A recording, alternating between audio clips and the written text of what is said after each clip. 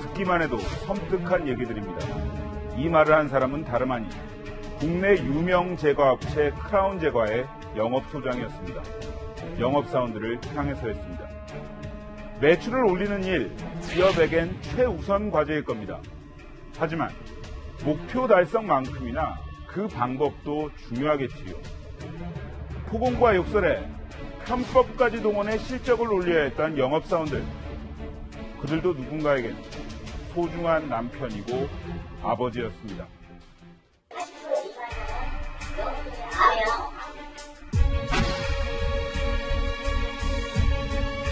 제가 밤에 그 다음날이 보는 게 두려울 정도로.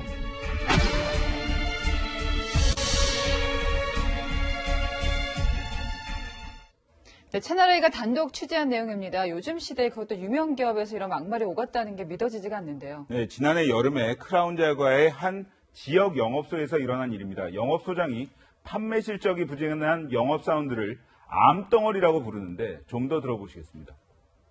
왜 암덩어리가 몇 명 입사 일에 퇴사 전까지 암덩어리를 물어내야 되는데, 내가 주시 한번 하고 통장하고 뭐 이렇게 자기가 해야지 뭐.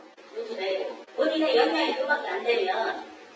네, 암덩어리다. 실제 이런 말을 들은 영업사원들은 뭐라고 하던가요? 네, 당시 현장에 있던 영업사원을 만나봤습니다.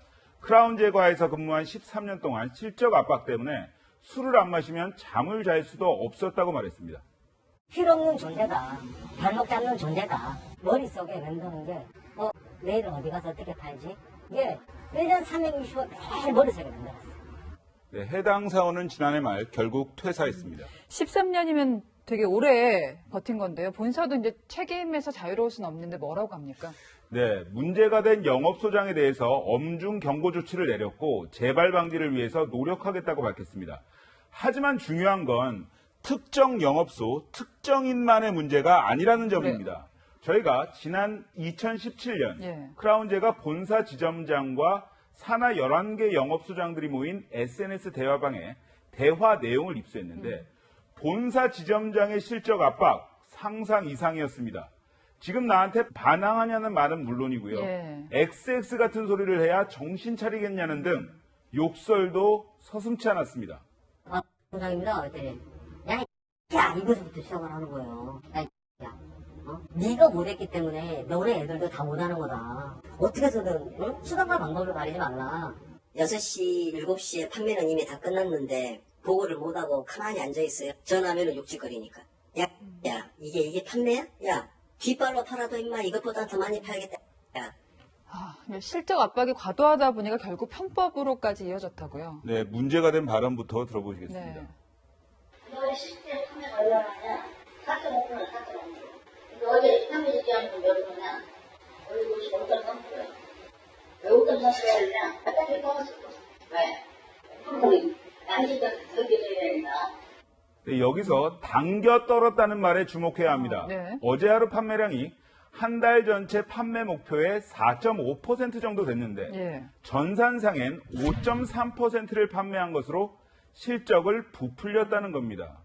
영업소별로 부풀려진 실적이 적게는 4천만 원, 많게는 1억 원에 달한다는데 가짜 판매가 된 뒤에 창고에 쌓인 재고들을 처리하는 것 또한 영업사원들의 몫이었다고 주장했습니다. 회사에서는 과자 한 개에 100원에 팔라고 딱 정해졌는데 가짜 판매가 쌓이다 보니까 어쩔 수 없이 덤핑 판매를 하게 되는 거죠. 100원이 아니라 40원, 50원, 60원에도 거래처에 나가는 거죠. 그러면 개당 차이 나는 50원, 60원이 다 영업사원이나 소장한테 빚으로 가는 겁니다. 크라운제과 측은 뒤늦게 영업 목표를 현실화하겠다고 밝혔습니다.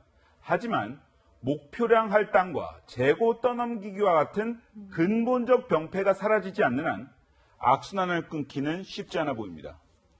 네, 아직도 이런 일이 있다는 게 참 안타깝습니다. 사건을 보다 최석호 기자였습니다.